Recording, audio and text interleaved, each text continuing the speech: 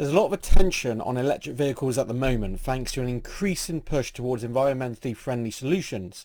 So I'm going to highlight which companies I think offer the best investment opportunities.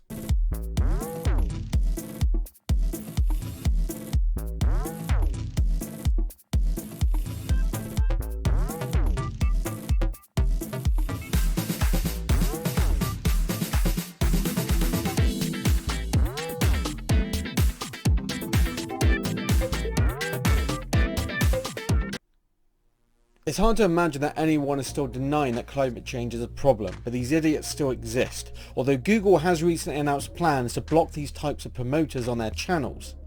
Now, climate change has reached a point where appropriate action needs to be taken, and transportation is an obvious area to focus on.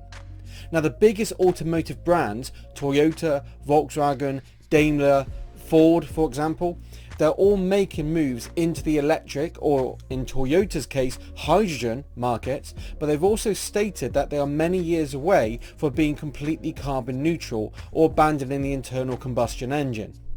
Now that presents opportunities in the market for companies who are able to offer electric vehicles here and now.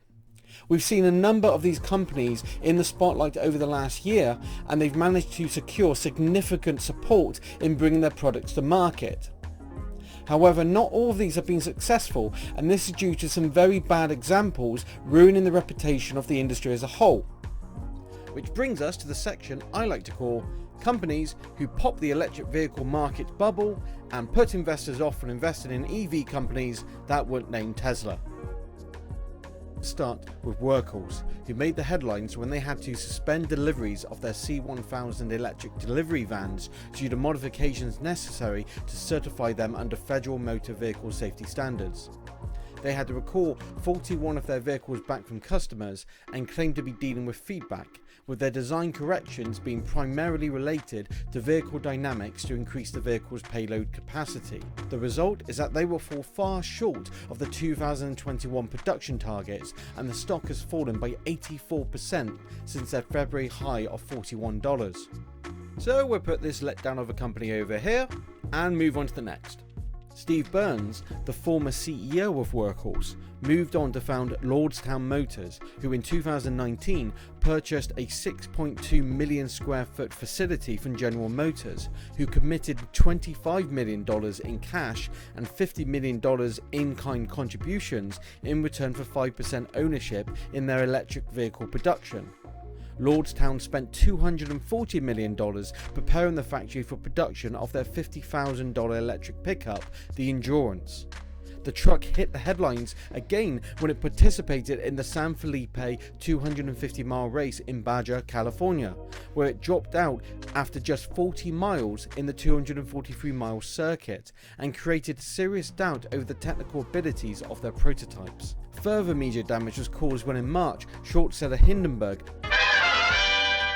published a report alleging serious wrongdoing, followed by a probe conducted by law firm Sullivan and Cromwell, who discovered the company's timescale was unrealistic given their technological progress, and Lordstown had inflated sales numbers for the Endurance. Specifically, the majority of the 100,000 pre-orders they boasted about included customers who lacked the resources to complete the purchase, or provided commitments too vague or infirm to have been considered serious pre-orders. Lordstown had even paid one company to drum up 1,000 orders. As a result, Steve Burns was forced to step down, and the company is facing an investigation by the SEC for misleading investors. Despite raising $675 million from their IPO via SPAC 12 months ago, Lordstown are already announcing that they're running out of cash and plan to sell their $230 million plant to Foxconn as a last-ditch attempt to salvage what is left of the company and acquire the much-needed cash to bring their products to market. As a cruel twist of fate, Foxconn will own the plant and Lordstown will be leasing part of it for production. They don't expect production to start until 2022, meaning they are already losing ground to other EV manufacturers. Morgan Stanley slashed their target price from $8 to $2, and the last 12 months has seen them fall 80% from the $31 high. So Lordstown takes another position on our list, and we move on to the next one. Nikola was supposed to be revolutionizing the industry through electric trucks until they became Hindenburg's next target, accusing them of misleading investors by misrepresenting their ability to produce the trucks they offered. A truck shown driving in their marketing videos was in fact just rolling down a hill, which caused quite a negative stir. The former CEO Trevor Milton is looking at the possibility of jail time for misleading investors over the company's progress in proprietary battery technology, solar panels and hydrogen production capabilities. Along with a sell-off of the company, bringing the stock down by 70% within just 2 weeks, General Motors also took a hit as they had closed a $2 billion investment deal with them, and they were accused of failing their investors by not carrying out due diligence. Ouch. Still, Nikola has retained some useful technologies, so they fall off the number one spot, which brings us to our number one EV killer. So Nikola takes a second to last position on our list. So Nikola takes another position on our list, but here comes the biggest culprit, and that's Kandi Technologies. After operating in China since 2012, Kandi announced they would be expanding their market to the US by bringing the most affordable electric vehicle at just $12,999 after tax cuts. Feedback on the vehicles was surprisingly positive. With the stock at penny stock levels, it sounded promising. But Hindenburg struck again, with their report accusing the company of fabricating sales, with around 64% of the company's sales in 2021 being through their own subsidiaries, one of which shared a phone number with the company's largest customer who represented 55% of sales, and they were located at a small building right next to the Kandi factory, with photos emerging of the car cemetery used to dump thousands of sold Kandi vehicles. Kandi's scheming allowed them to collect illegitimate subsidies from the Chinese government and hype the company to the US market, raising $160 million from investors. Since exposed, the stock has fallen 72% from its highs. It's an unfortunate example of how hazardous Chinese companies can be to US investors, and I've put a link in the description for a longer video I did on this subject. So that's our 4 culprits who can take home the prize for destroying investor confidence.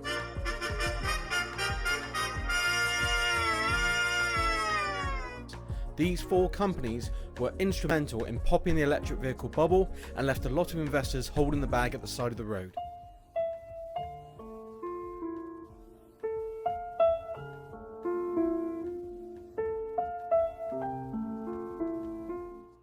They made the electric vehicle market look extremely volatile, resulting in broken investor trust and poor sentiment for the industry. But we can take what we learned from these disasters and apply it to the electric vehicle companies that remain and determine which ones make good investments. Arrival, for instance, introduced a unique microfactory model where they could manufacture vehicles in any country of sale in small warehouses, easily making them with specialized robots and simple panel construction techniques.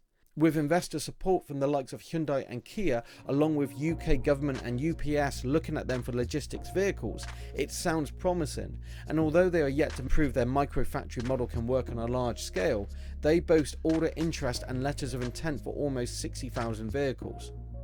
Rivian have been around since 2009, and despite making a net loss of just over $1 billion last year, their R1T pickup went into production last month to glowing reviews. Amazon and Ford are backing the company with more than 5% ownership, with Amazon in particular holding exclusive rights to their electric delivery vehicles for the next 4 years, with the deal subject to ordering 5,000 vehicles annually. With the company about to IPO, I think they make an interesting case.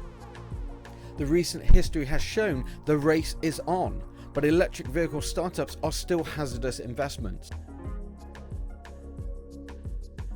The biggest automotive brands didn't reach their positions without a long history of research, development, failures, scandals and successes, whilst many of their competitors have failed and collapsed. These new EV companies don't have the same history and reputation, but have instead been gaining attention over their implementation of technology in their vehicles, raising the bar in customer expectations. Modern technologies such as self-parking, self-driving, big dashboard screens, AI interfaces, for example, The reliance on these technologies to sell their products has put those manufacturers under tremendous production strain. They need the most qualified engineers, advanced components, and they also need to deal with the fallout when they fail to deliver on the features they promised. The entire market is also under strain for the worldwide chip shortage, causing even the most major manufacturers to switch to less technical components to keep up production, with some factories having to cease production. In the production of the Peugeot 308, Stellantis had planned to use digital gauges, but had to revert to their analog designs due to the shortage of chips. As you can imagine, the strain is significantly multiplied for electric vehicle manufacturers who rely even more on these chips and don't have analog technologies to fall back on. Now, Tesla seems to have put massive emphasis on the advanced technologies on their vehicles, but seem to have failed in regard to the build quality of their vehicles and an atrocious reputation in customer service. They continue to deal with issues relating to their batteries, crashes resulting from self-driving features, and problems dealing with the Chinese market. Musk himself admitted that production with positive cash flow is extremely hard, noting the razor-thin margins in vehicle production. Still, the company has managed to push through their failures, secured in chips for their production, and they broke delivery records in Q2. But there is an important comment from their Q2 earnings report. Essentially, Tesla are so reliant on technology that they have been advancing their in-house production, meaning if their suppliers can't or don't prioritize Tesla as a customer, the company is able to insource their technology. Unlike other car manufacturers who purchase more standardized components, Tesla's in-house production means they can produce chips custom to their requirements and introduce more sophisticated technologies in their products. Suppliers don't want to lose Tesla as a customer given their growth, so Tesla has huge negotiating power to obtain the components they need. Excessive PE ratios has made Tesla appear a heavily priced in juggernaut, riding a momentum brought on by Elon Musk's talent for grabbing media attention. However, I'm not interested in joining a long list of Tesla promoting YouTube videos. The point is that Tesla struggled to get where they are today, almost to the point of collapse. Essentially, the company was bleeding money like crazy, and just if we didn't solve these problems in a very short period of time, we would die. The company succeeded in becoming one of the most valuable businesses in the world. So there is potential for other companies to do the same. And out of all the electric vehicle manufacturers I've listed, I'm pointing out a diamond in the rough, and that's with Lucid Motors. Now, Lucid was founded in 2007 under the name Artiva and headquartered in California. Company CEO and CTO Peter Rawlinson started with the company in 2012, leaving his position as Vice President of Vehicle Engineering at Tesla, where he was Chief Engineer for the Model S. Similarly to Tesla, the company specializes in electric vehicles and energy storage. In late 2016, the company officially announced their focus on developing an all-electric luxury vehicle and received funding from Saudi Arabia's Public Investment Fund in 2018, which they used in the construction of a $700 million factory in Arizona, which was finished last year, with the initial goal of producing up to 130,000 cars per annum. And that figure has almost tripled to 380,000. And in February, the company entered the market via SPAC merger with Churchill Capital 4, securing $4.4 billion in proceeds, although to mixed results. The announcement drove the stock up from its $10 start point to a high of $58 and put the company right at the apex of the electric vehicle bubble. And the stock has been floated around $20 to $25 ever since. The company is focused on the luxury electric vehicle market, with their Dream Edition vehicle priced at $169,000, but offers a market-leading range of 520 miles, with the company stating that range should no longer be a concern for customers and their future aim is to bring the cost of electric vehicles down. Their Air Pure model enters production next year with a price tag of $77,000. To me, the design of their vehicles, particularly shown by the interior, shows a level of elegance that I would expect of a luxury vehicle brand. Whereas the inside of a Tesla, to me, looks like someone just stuck an iPad on the dash with one of those plastic vent mounts that you can get off eBay. Now, Lucid has announced details of their Dream Drive autopilot technology, and it looks to be giving Tesla a run for their money. During the merger, the company had reported over 7,500 reservations, and although they haven't specified which trims were sold, it's assumed to be part of their Touring and Pure models. With an average price of $87,000, this represents around $652 million. Of the 500 Dream Edition units available for pre-order in 2021, they've sold out, suggesting an additional revenue of around $84 million. As of September this year, the company announced it had opened up further orders, and reservations have now topped 13,000 for Lucid Air, which suggests the company is sitting on deposits of over $812,000. Now, reservations are fully refundable and the company hasn't yet delivered a vehicle, but the data suggests that cancellations will be picked up by other people on the waiting list. The Air Pure is expected to start selling in around 18 months, which opens up the door for further sales down the road. The company is looking at around $1 billion worth of sales for 2021, and that could double next year. One of Lucid's problems is how the electric vehicle market has become oversaturated with too many new companies, promising innovative designs and production techniques, but haven't yet put cars on the road or generated a profit. The most frustrating part for me is how Elon Musk continues to play the media like a fiddle, and he's grabbed the attention of a whole generation of young investors, who invest regardless of the stock price.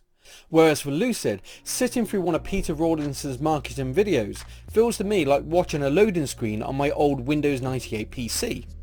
Now, electric vehicles are supposed to be optimistic, exciting, innovative, appealing to drivers of the future, at least compared to current brands where manufacture is typically seen as taking place in boring production lines. By comparison, BMW have done a good job of putting their vehicles in films such as Mission Impossible. Elon Musk has his cameo in Iron Man 2. Spider-Man is currently pushing the Audi e-tron. Lucid had the Air model in a couple of episodes of Goliath. You know that legal drama on Amazon Prime with Billy Bob Thornton? It's 86% on Rotten Tomatoes. It's a good show. It's a shame because if you look at the board of directors of Lucid, it has some solid leadership with experienced members from some of the biggest and most respected car production brands, Ford, Mercedes-Benz, along with Peter Rawlinson's Tesla background. With the right leadership, experience, technology and production facilities, they stand as a true contender to Tesla and should be taken as a serious investment. As for predicting the stock, Morgan Stanley recently downgraded it to $12. Whereas Bank of America have taken the opposite stance with a price target of $30.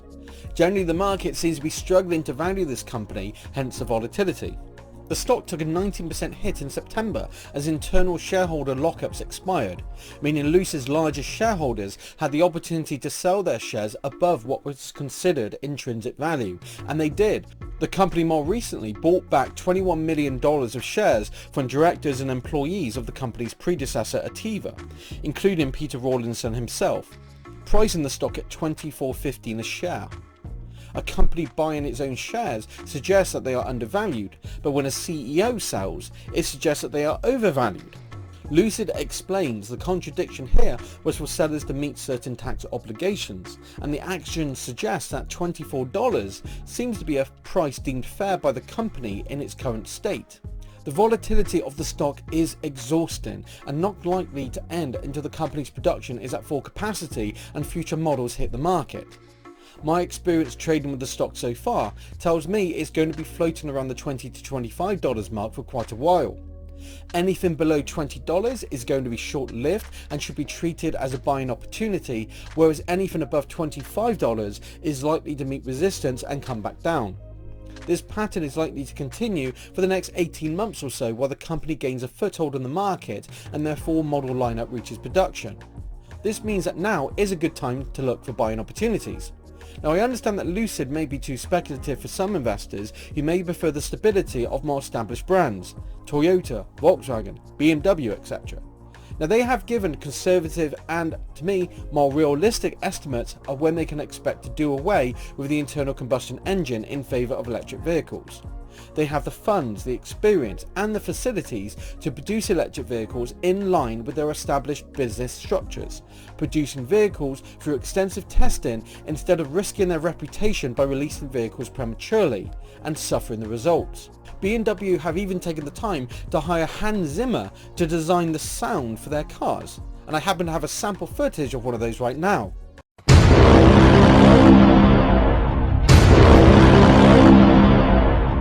Now Ford practically created the assembly line production, but they've been losing money for years. Their renewed focus on electric vehicles has given them a new lease of life, being more adequately equipped for EV production, and their pickup looks likely to beat the crap out of Tesla's Cybertruck, which I honestly cannot take seriously as a work vehicle. Personally, I've been investing in Volkswagen, who have a long-standing history in production, just to mention the war, and they are one of the largest car manufacturers in the world. They have introduced a range of electric vehicles, with some solely designed for this purpose, along with electric versions of more established models such as the Golf. Now Volkswagen have steady growth and financial, and the stock is trading at around 9 to 10 earnings and offers an annual dividend of around 2.51%, so I think that makes them good value. I also like to keep a portion of my portfolio in the European market as a means of diversifying my currencies across various continents for more general stability. Another way to enter the electric vehicle market is through the materials needed for the production, and for that I've put a link in the description for one of my videos where I talk about the mining industry and which companies offer some good investment opportunities. Now I hope that's helped make the industry a little clearer. Now if you have any thoughts, please comment below, let me know, or just subscribe so you don't miss out on any future videos. Until next time.